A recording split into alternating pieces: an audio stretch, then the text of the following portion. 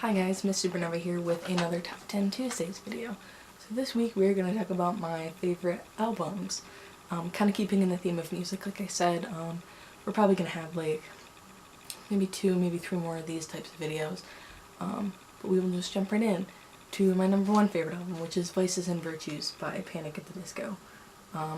So everyone who knows me knows that I love Panic! At the Disco. It's my favorite band, but this is the first album I heard by them, actually.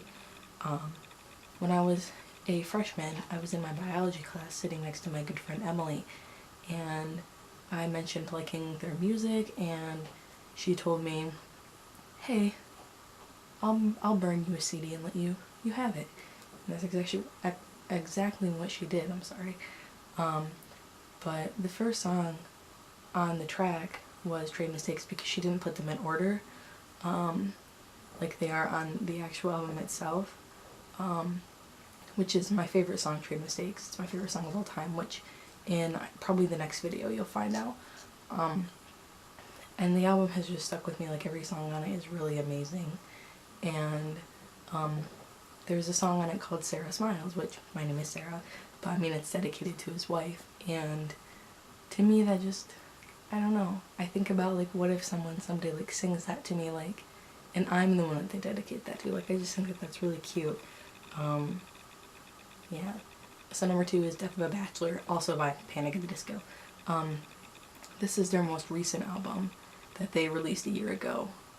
And I remember Brendan Urie leaked this like a day before it came out, which was kind of weird, but I couldn't resist and I had to listen to the leaked version. And I fell in love with it instantly. I love every song on it.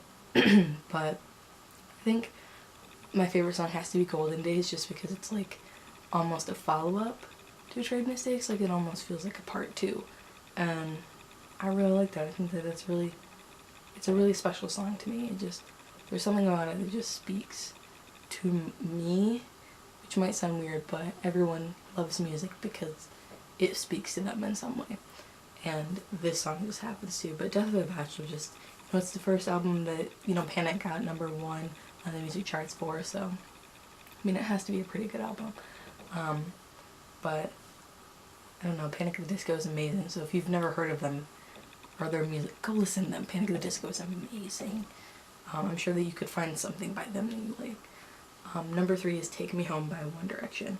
This is gonna sound kinda, people are probably gonna comment and be like, oh, One Direction album, how fucking...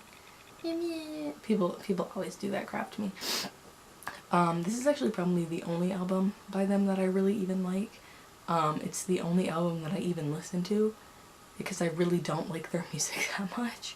I like this album and I kind of like their first album, but not really, if I'm honest. I just don't like their music that much. This is just the one album that I actually listen to and think is good, and my favorite song on there is Little Things. It's one of my favorite songs. But there's just something about it that has always kind of connected with me. It's just an album that when I was in bad moments I would turn to and listen to it. Which is kind of how that certain love started happening, and I try not to talk about it simply because I get bullied a lot for it. But it's a good album, and it's probably the only album that I think is even good by One Direction. But not to piss off Directioners, but again, this is just my opinion. You don't have to like it. I don't really care if you like it or not. It's my video, so sorry. But number 4 is Feeding the Wolves by 10 Years. This is a very different album from something like 1D, even Panic! At the Disco. It's very different. 10 Years is a band I found out about. Ironically, we used to watch this news channel in 7th grade, and this happened to be a band that played during like the commercial breaks, which is kind of weird because most of the music was like really like happy and stuff, and this is pretty heavy music. Like, a lot of it is about death and stuff. But I listened to their music, and for some reason, because I was in a very, very bad emotional state, like, I became obsessed with their music and I would listen to it all the time, and like it kind of felt like an escape.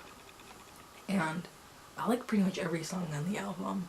They all kind of speak to a different feeling that I have, and my parents were always very against me listening to it just because of how dark it was, but when you're kind of trapped in that state of having nowhere to go to, like, music is always the place.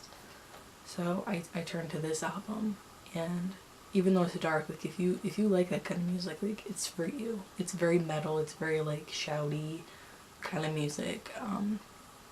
But 10 Years is a good band. So if you ever want to like check out that kind of music, go for it.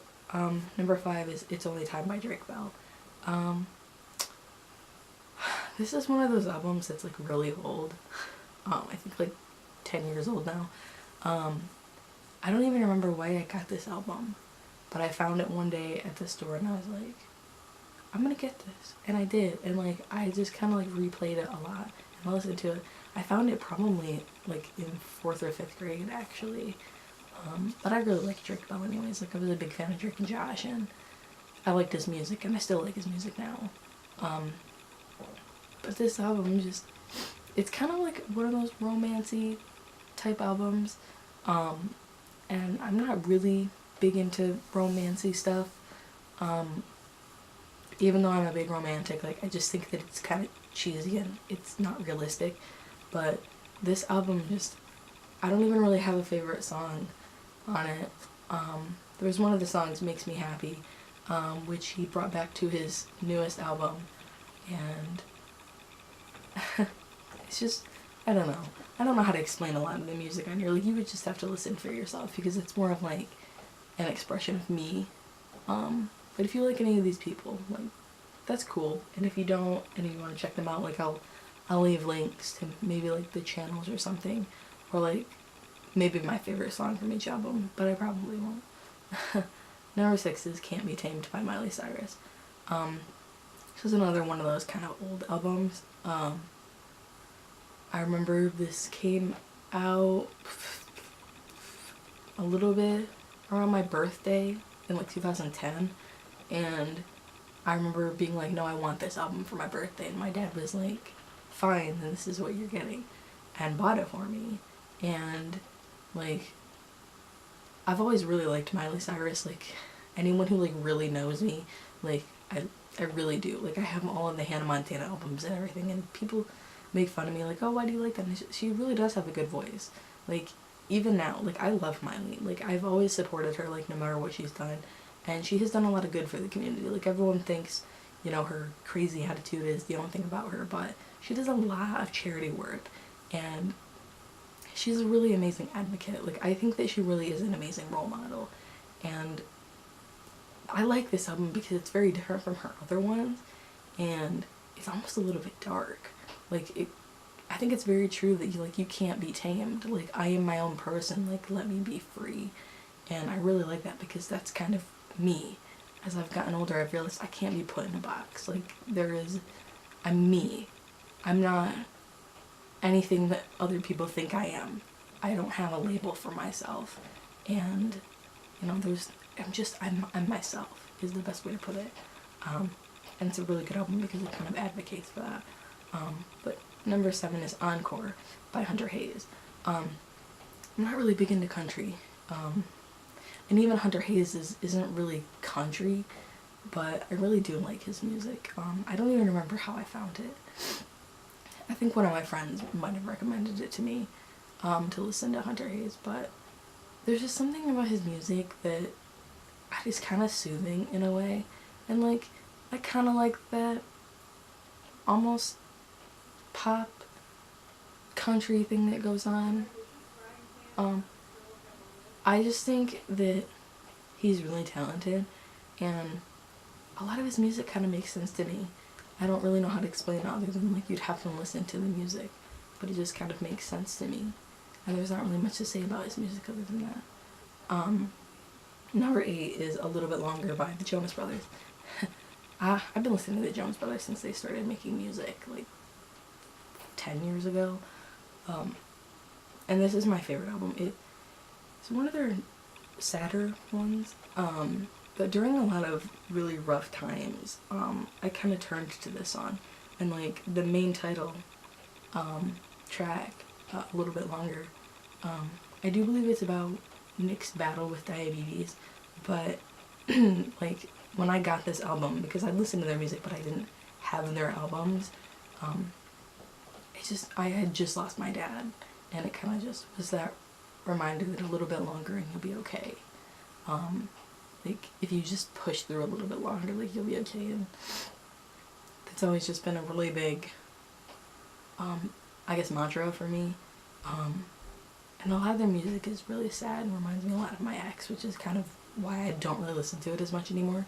But there really are some good songs on there. The Jonas Brothers have amazing music regardless, even though they make their own music now. Yeah. But number 9 is Science and Faith by The Script. It was kind of hard for me to pick a favorite album by The Script because all of them are fairly different, but this one kind of tugs at my heart the most. And the title track is really special because it's just like, you know, you won't find faith or hope down a telescope, you know? You can't find, it's basically kind of like you can't find love in science. Like love is something you feel.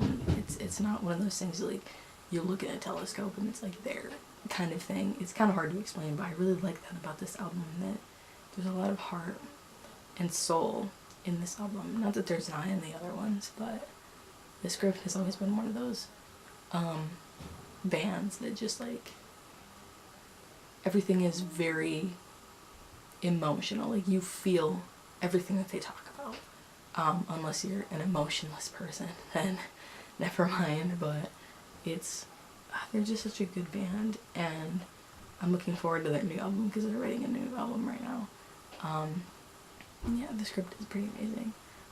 Number 10 is Under One Sky by the Tenors. I was gonna put this up higher, and I don't know why I didn't, because the Tenors is like one of my favorite groups, like, but I literally heard like one song by the Tenors when I bought this album. Like that is how amazing they are. Like my favorite song on that is kind of a tie between like Angel Is Calling and Who Wants to Live Forever, because it's amazing.